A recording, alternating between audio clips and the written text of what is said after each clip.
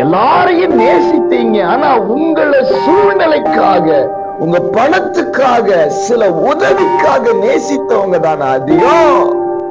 இந்த ஆண்டின் கடைசி நாளிலே கர்த்தர் சொல்றாரு, எல்லாரும் உன்னை வெறுத்தாலும் நான் வெறுக்கல மகளே, மகனே. அன்பு உறவுகளே, இயேசுவின் இனிய நாமத்திலே மனதார வாழ்த்துகிறேன்.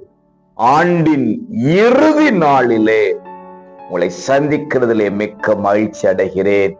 ஏசப்பா உங்களை ஆசீர்வதிப்பாருங்க.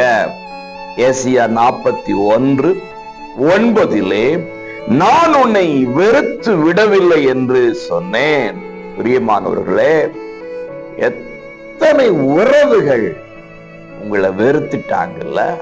ஒரு காலத்துல உங்களை மாறி யாருமே இல்லை அப்படி சொன்னவங்க, நீங்க தான் எனக்கு ரொம்ப முக்கியம் என்று சொன்னவங்க, நீங்க இல்லாம இது நடக்குமா அப்படின்னு சொன்னவங்க, உங்கள்கிட்ட நேரத்தை செலவு பண்ணினவங்க, இன்னைக்கு இல்லையே.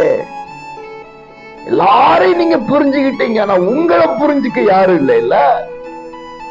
எல்லாரையும் நேசித்தீங்க, ஆனா உங்களை சூழ்நிலைக்காக, உங்க பணத்துக்காக, சில உதவிக்காக நேசித்தவங்க தானே அதிகம்.